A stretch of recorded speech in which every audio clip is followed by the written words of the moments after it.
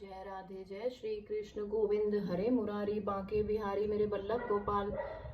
श्री अधिक मास की पद्मनी एकादशी का महात्म। धर्मराज युधिष्ठिर बोले कि हे भगवान, आप अधिक लौन मास की शुक्ल पक्ष की एकादशी के बारे में बतलाएं। उस एकादशी का नाम क्या है तथा उसके व्रत की विधि क्या है, सो विधि पूर्वक कहिए। श्री कृष्ण बोले कि हे राजन, अधिक लौंद मास की एकादशी जो कि अनेक पुण्यों को देने वाली है, उसका नाम पद्मनी है। इस एकादशी के व्रत से मनुष्य विष्णु लोक को जाता है। हे राजन, इस विधि को मैंने सबसे पहले नारद जी से कहा था। यह विधि अनेक पापों को नष्ट करने वाली तथा मुनियों और मुक्त भुक्ति प्रदान करने वाली है। आप ध्यान पूर्वक श्रवण कीजिए। दशमी के दिन व्रत को शुरू करना चाहिए और कांसे के पात्र में भोजन मांस, मसूर, चना, कोंदो, शहद, शाक और पराया अन्न दशमी के दिन नहीं खाने चाहिए। इस दिन हविष्य भोजन करना चाहिए और नमक भी नहीं खाना चाहिए। उस रात्रि को भूमि पर शयन करना चाहिए और ब्रह्मचर्य का पूर्वक रहना चाहिए। एकादशी के दिन प्रातः उठकर नित्य क्रिया से निवृत्त होकर दातुन करनी चाहिए और 12 कुल्ला करके पुण्य क्षेत्र में स्नान करना चाहिए। उस समय गोबर, मृतिका, तिल, कुश और आमल की पूर्ण विधि पूर्वक स्नान करना चाहिए। स्नान करने से प्रथम शरीर में मिट्टी लगाते हुए उसी से प्रार्थना करनी चाहिए।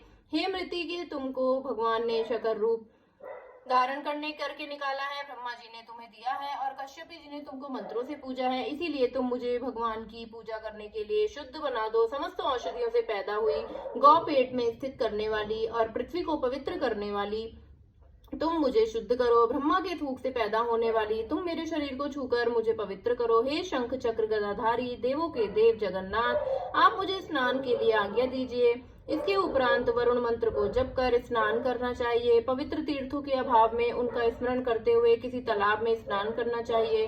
स्नान करने के पश्चात स्वच्छ और सुंदर वस्त्र को धारण करके तथा संध्या तर्पण करके मंदिर में जाकर भगवान की पूजा करनी चाहिए।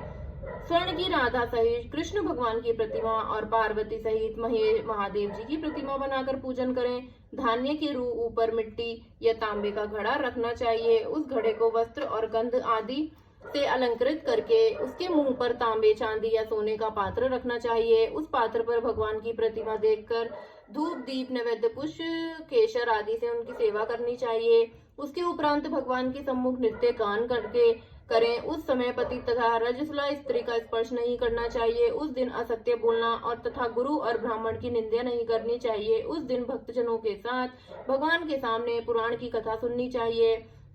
अधिक लौंद मास की शुक्ल पक्ष की पद्मनी एकादशी का व्रत निर्जर करना चाहिए। यदि मनुष्य शक्ति रहती है तो उसे जलपान या अल्पाहार से व्रत करना चाहिए।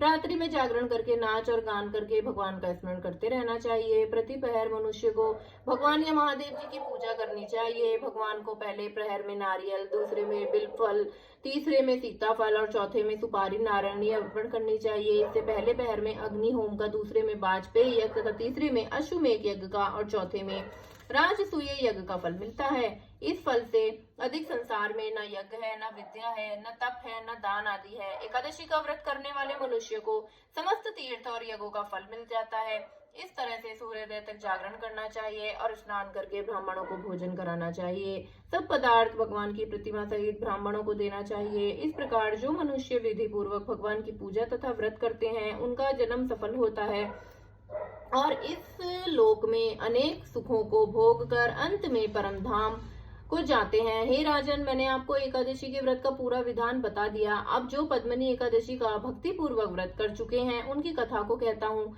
नारद, ध्यान से सुनिए, ध्यान पूर्वक श्रवण कीजिए। यह सुंदर कथा पुल सत्य जी ने नारद जी से कही थी। एक समय कार्तवीर्य ने रावण को कारागार में बंद कर दिया था। उसे पुल सत्य जी ने कार्तवीर्य को विनय करके छुड़ाया। इस घटना को सुनकर नारद जी ने पुल सत्य जी से पूछा कि हे महाराज, उस मायावी रावण को, जिसने समस्त देवताओं सहित देवराज इंद्र को जीत लिया, कीर्तिवीर्य ने किस प्रकार जीता, जो आप मुझे समझाइए। इस प्रकार पुल सत्य जी बोले कि हे नारद, आप अब कार्तवीर्य की उत्पत्ति सुनो। त्रेता युग में महेशमती नाम की नगरी में कार्तवीर्य नामक एक राजा राज्य करता था। उस राजा के 100 स्त्रियां थी। उसमें से किसी के भी राज्य भार संभालने वाला योग्य पुत्र नहीं था। तब राजा ने आदर पूर्वक पंडितों को बुलवाया और पुत्र की प्राप्ति के लिए यज्ञ किए।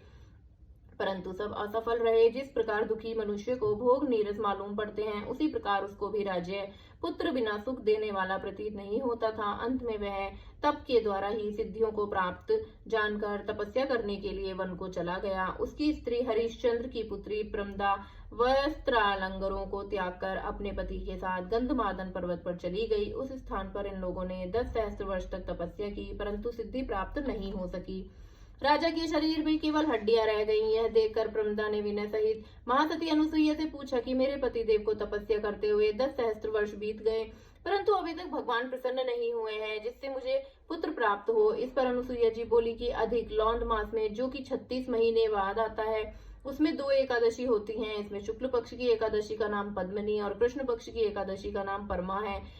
उसके जागरण और व्रत करने से भगवान तुम्हें अवश्य ही पुत्र देंगे। इसके पश्चात अनुसुईया जी ने व्रत की विधि बतलाई। रानी ने अनुसुईया की बतलाई विधि के अनुसार एकादशी का व्रत और रात्रि में जागरण किया। इससे भगवान विष्णु उस पर बहुत प्रसन्न हुए और वरदान मांगने के लिए कहा। रानी उस पर भगवान की स्तुति करने लगी। रानी ने कहा कि आप यह वरदान मेरे पति को दीजिए। प्रमदा वचन सुनकर भगवान विष्णु बोले कि प्रमदे, मलमास लौंद मुझे बहुत प्रिय है, जिसमें एकादशी तिथि मुझे सबसे अधिक प्रिय है। इस एकादशी का व्रत तथा रात्रि जागरण तुमने विधि पूर्वक किया है, इसीलिए तुम पर अत्यंत प्रसन्न हूँ। इतना कहकर भगवान विष्णु राजा से बोले कि हे राजेंद्र, तुम अपनी इच्छा के अनुसार मुझसे वर मांगो, क्योंकि तुम्हारी स्त्री ने मुझको प्रसन्न किया है। भगवान की सुंदर वाणी सुनकर राजा बोला कि हे भगवान, आप मुझे सर्व से सबश्रेष्ठ, सबके द्वारा पूजित तथा आपके अतिरिक्त देव दानव मनुष्य आदि से अजय उत्तम पुत्र दीजिए। भगवान उससे तथास्तु कहकर अंतर ध्यान हो गए। वे दोनों अपने राज्य को वापस आ गए। उनके यहाँ कीर्ति वीर उत्पन्न हुए। वह भगवान के अतिरिक्त सबसे अजय थे।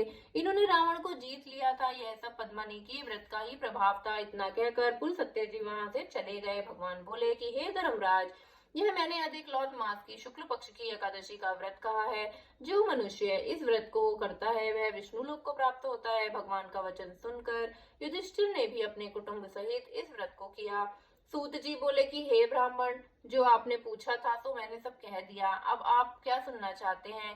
जो मनुष्य इसकी कथा को सुनेंगे वे स्वर्ग लोक को जाएंगे। जय श्री कृष्ण। राधे राधे।